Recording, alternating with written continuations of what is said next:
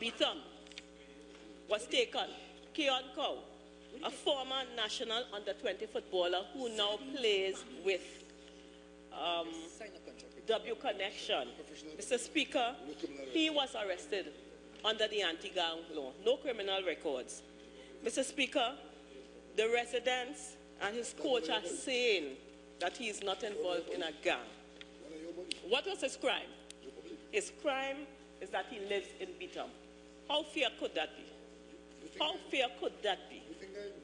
No connection to gang and criminal activity. And because they go into Beetham, they just see him and went with him. And Mr. Speaker, the unfair thing about it is when they are charged under the anti-gang law, automatically there is no place for bail for 4 months. All right? So an innocent person being charged under the anti-gang law does not have any rights where bail is concerned until after 4 months. So this footballer now, charged under this law, who was just picked up because he lives in Beetham, how fair could that be? Another young man from Beetham was arrested also. The police interrogated him and they demanded that he tell them the whereabouts of certain persons. When he did not provide them with the information that they wanted, they say, come with us. Grab him and take him down and charge him under anti-gang law also, Mr. Speaker. This is some of the things that is happening, Mr. Speaker. Mr. Speaker, on Sunday, I was on my way to church. I diverted to Beetham Gardens where a contingent of soldiers was there clearing out the scrap iron areas, and the dealers were there looking on. A lot of families were there looking on also. And so I wanted to find out what was happening because I really did not know what was going on. And I spoke to the officer in charge. I understand that they were given instructions to clear out the area. Mr. Speaker, my concern is, okay, the plan is to clear out the area. They took the person's metals, which is their livelihood, with no information as to where they were taking it, if they're going to be compensated. No information of that sort was given to them at the time. So they just had to stand there and see what they worked for all these years. As a matter of fact, I spoke to one and he said he was in that business there for 20 years. He was involved in dealing with the scrap irons for 20 years. And there was no information forthcoming. So it's only after, Mr. Speaker, that I spoke to many persons, including the head of the regiment. When I called, but he was in a meeting and they called back and told me that they would be dealing with compensation. But this did not come up at all. It only came up later in the day at a press conference. Then they spoke about compensation for them. But I must say, concerning the compensation, I will tell you on what basis. After I have my business for so much years and you come and take all my stuff and go with it, let me tell you, Mr. Speaker, what came up. An order came out afterwards now. And it's a legal notice number 172, permit me, which states that where the scrap metal is taken possession of, it may be dealt with in any manner considered necessary during the period of emergency. The court is to decide the amount and manner of payment of compensation in relation to the claimant. Now, Mr. Speaker, could this ever be fair? Could this be fair? That these persons here, their method of livelihood right now, it comes like all of them not working. School is opening Monday, and they just take all their stuff and go with it under state of emergency. First of all, when they went, they had no information as to compensation. I mean, if you have things to do, and you have intelligence, because you know every reason now is intelligence, and you have intelligence, then you need to at least say something to them and say, well, listen, we will be taking your stuff, we'll be taking it there and make sure we, you know, let them sign what you went with and so on. Nothing like that took place. Okay? So, Mr. Speaker, are they going to be compensated for trauma? Because recently I was reading the papers and I understand that the farmers were going to have some trauma compensation. Are we going to do that for the scrap iron dealers also? Mr. National Security? Any trauma compensation? Mr. Speaker, security officers are saying now that iron was being used to make homemade guns. I would like to know, since the state of emergency was declared, how much homemade guns were netted so far, Minister of National Security?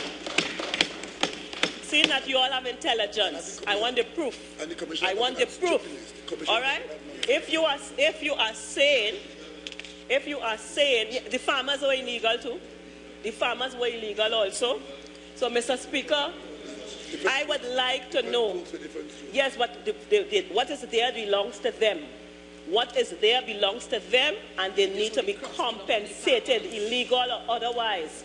They were there for 20 years and more. And if that is the case, what is there belongs to them. All right? What is there belongs to them, and they need to be properly compensated. There is no excuse to just go and move persons' things because illegal. When the AGC bulldozed the farmers' crops and they were there illegal, why are they being compensated?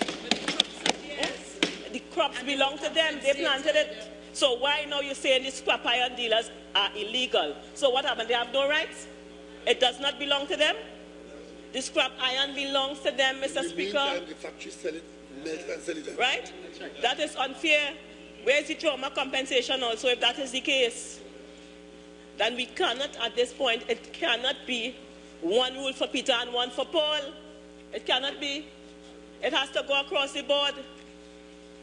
Well, according to the member for Approach East, one rule for Peter and one for Harry Paul. Mr. Speaker, and I would like to know how much homemade guns, because we are saying that guns are being manufactured. How much have you netted so far since the state of emergency?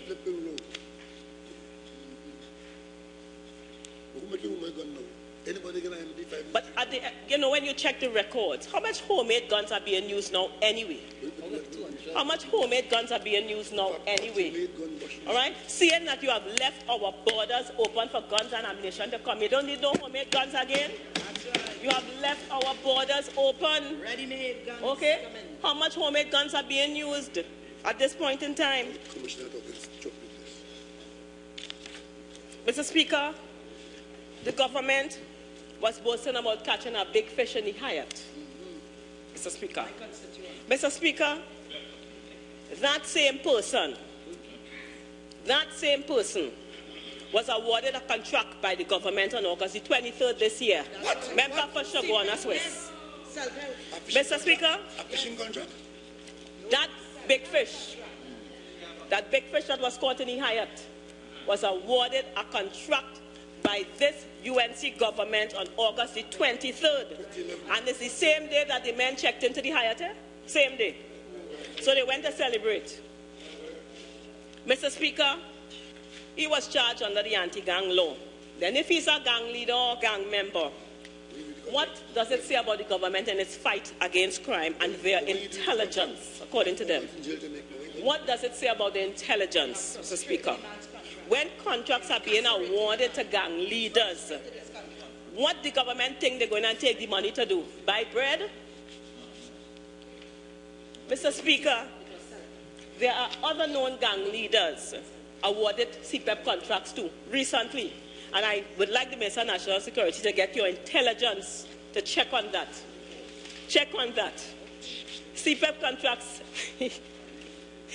contracts are being awarded under this administration, okay, to gang leaders and gang members, Mr. Speaker. And I will be speaking about that at a later date, okay? But get the intelligence on that too. Mr. Speaker, I wanted to be clear. I don't support criminals. I don't support criminal activities. I don't think any of us on this side, no. Because crime is a serious scourge on our land, and we must be rid of it, Mr. Speaker. We support any move to rid the country of crime, Mr. Speaker. But it must be sustainable, it must be fair, and it must be legal. It must go across the board, Mr. Speaker. It's not one rule for one and one for another. Mr. Speaker, many mothers, grandmothers in my constituency informed me that they do not know where their children are.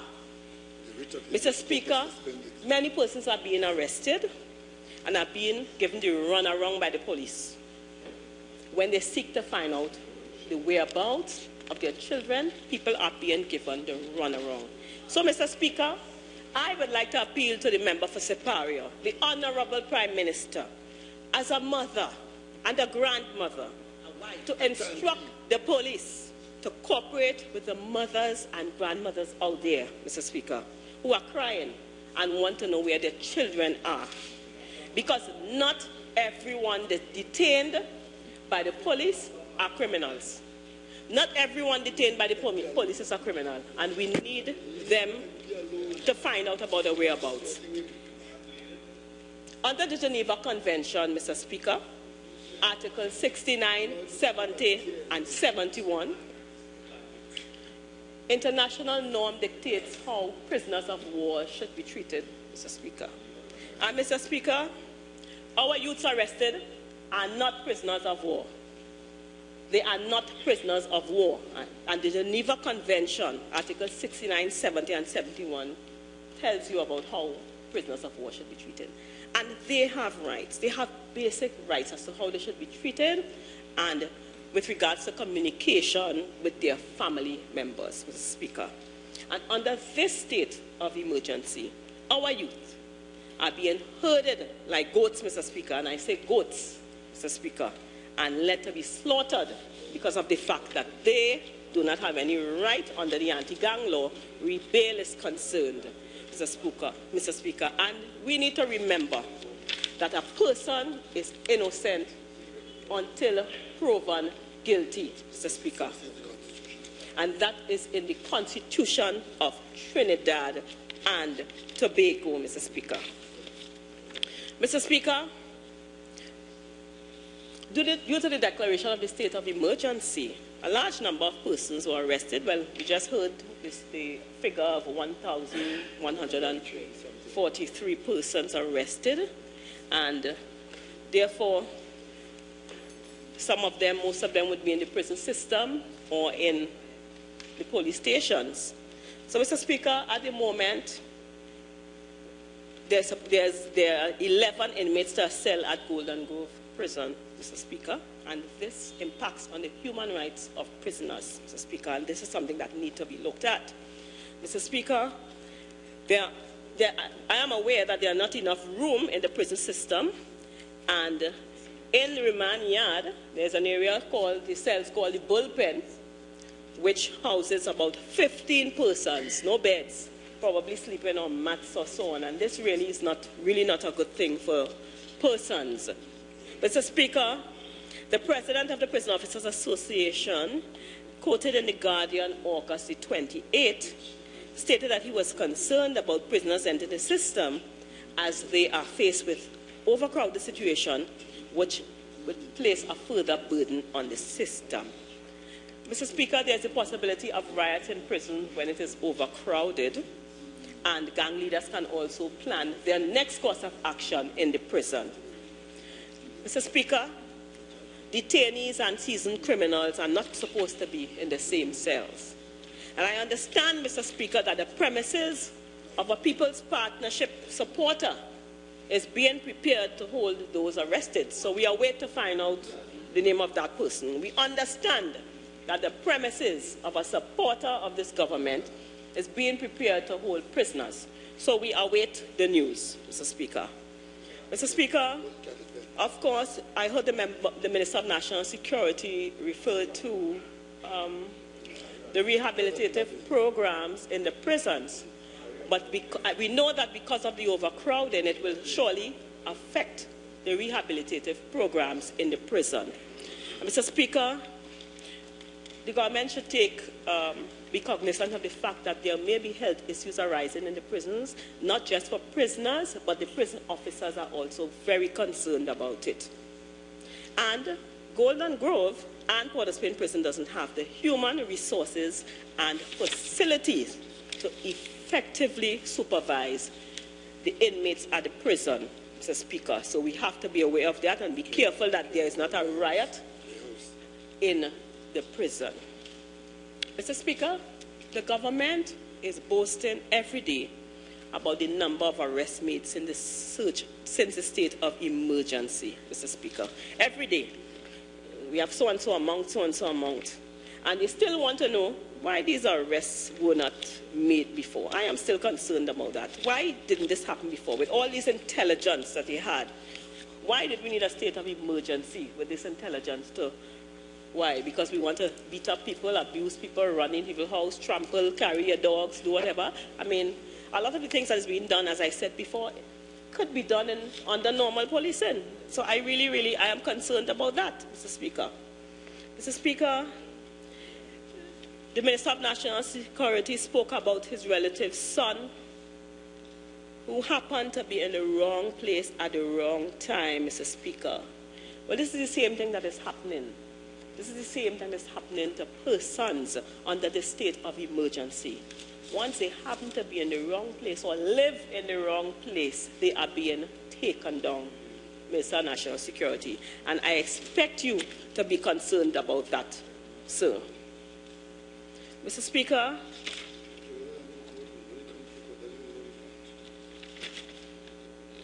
I'm just looking at some of the areas that the minister would have spoken about.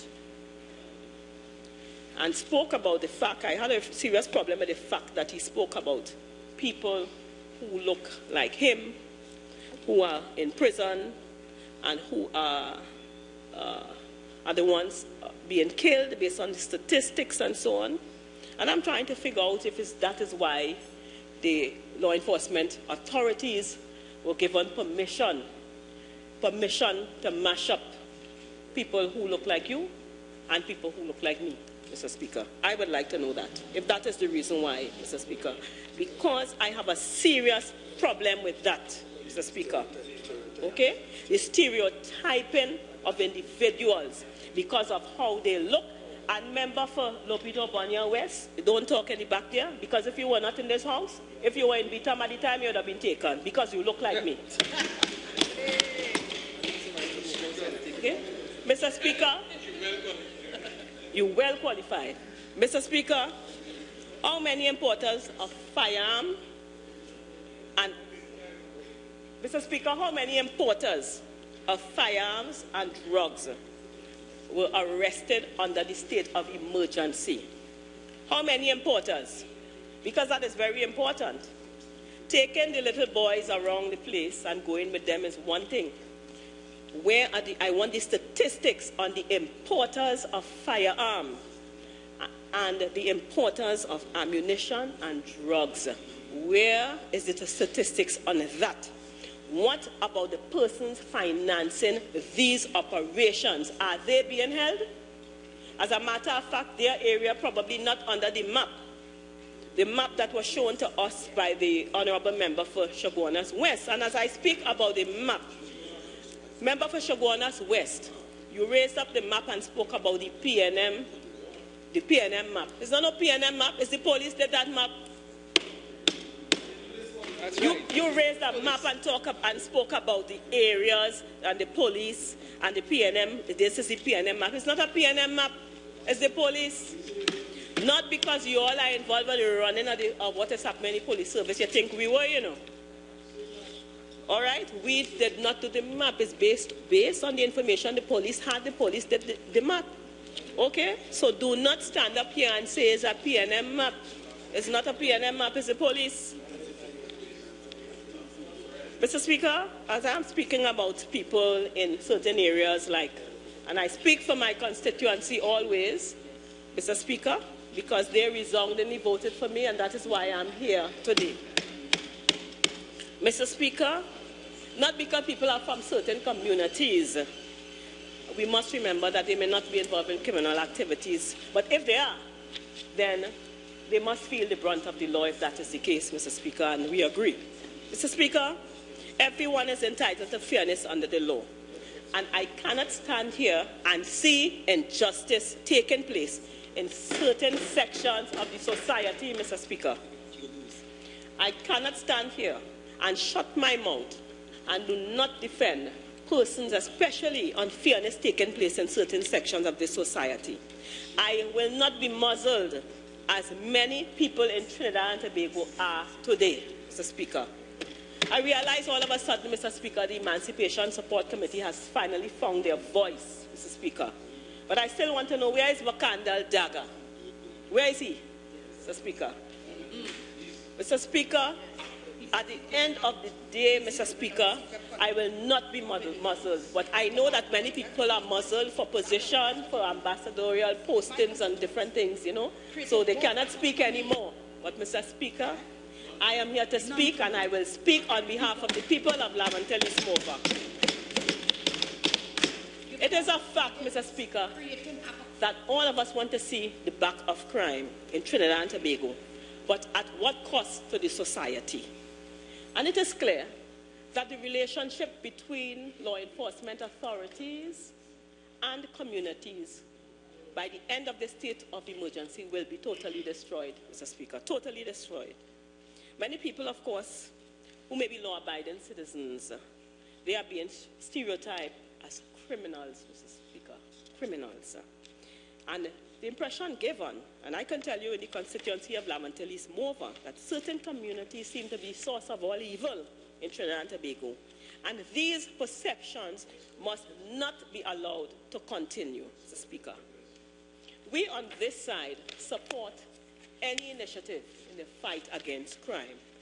But why did the government choose this method, which has so much negative and far-reaching effects on the people of Trinidad and Tobago?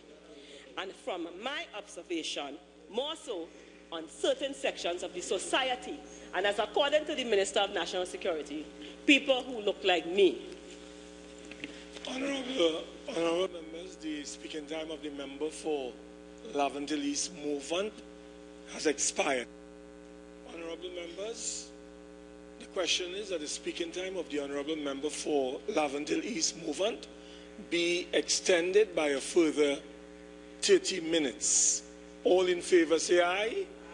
Any against? The ayes have it.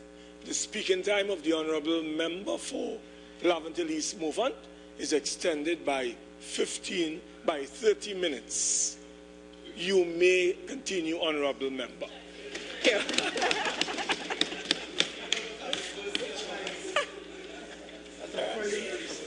I know the truth offense, you know. I know the truth, members of the government, the truth offense.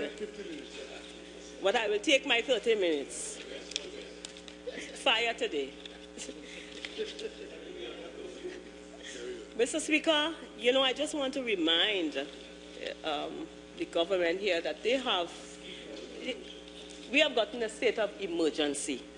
And we have a state of emergency, but why I'm a bit confused there is because you see a lot of the institutions of national security, which would have assisted greatly in the fight against crime, was dismantled by this government, and for no good reason. No good reason, and I just want to state what these areas are, Mr. Speaker. The dismantling of SORT, Mr. Speaker, and the firing of Brigadier Peter Joseph. The grounding of the blimp, Mr. Speaker. And you know why? The grounding of the blimp. Because when they were in opposition, they criticized the blimp right through. But you know, sometimes we need to put our pride away. Put away our pride. We thought this was the case. That is not the case now. Well, okay then, let us keep it. Okay? Intelligence gathering.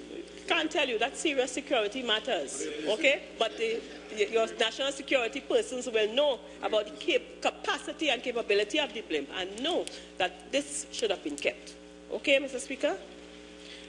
The dismantling of the repeat offenders gang unit. Mr. Speaker, this was very, very effective. I could talk for Lamantelli-Smova. Very effective because the whole gang situation in Lamantelli-Smova started to subside. I can talk for my constituency, and I am saying that I know that they worked very much in that area.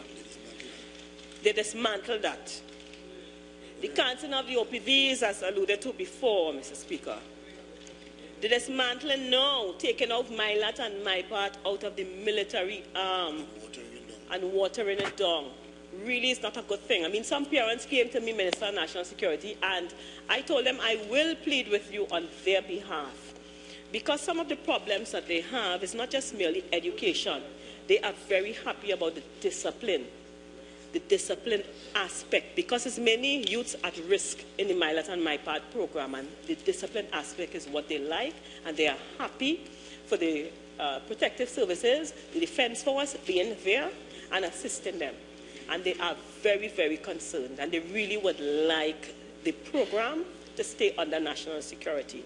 They have spoken very highly of the persons in the military who conduct these programs and the parents, and I'm pleading on their behalf that this program stay under Ministry of National Security. It is not just academic, but it's also the disciplinary aspect for the youths, and this is one area where it is also an area where you steer the youths away from crime, and of course we would have saved a lot of persons from joining a gang just by being in the program. I am also aware that many persons who left the Milat and Mile Part program entered the army because they saw a different side of life just by being there, and therefore it would help save our society.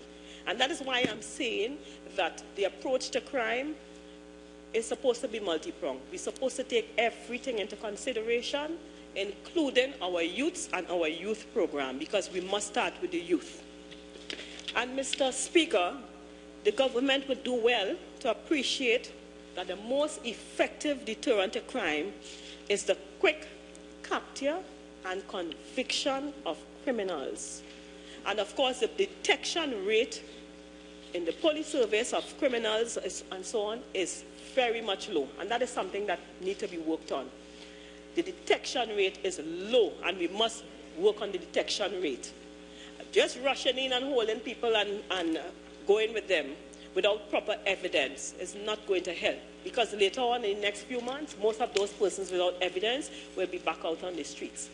And there might be serious reprisals for that, Mr. Speaker, because there's a lot of bitterness that's going to take place, and the innocent persons are not, some of them will not come out and take it as easy as we think they will. Mr. Speaker, I want the government to remember that the most effective deterrent is quick capture, conviction of criminals, which requires criminal intelligence and capacity. The capacity that the PNM government put in place, but members of the UNC-led coalition dismantled. Mr. Speaker, a hasty decision to impose a state of emergency on the nation of Trinidad and Tobago is just not enough to rid our country of crime in the long term, Mr. Speaker. And I urge this government, really, you need to look for the big fish, the really big fish, and stop looking for people who look like me, because they are not all criminals. I thank you. The Honourable Member for Carney East, Minister of Education.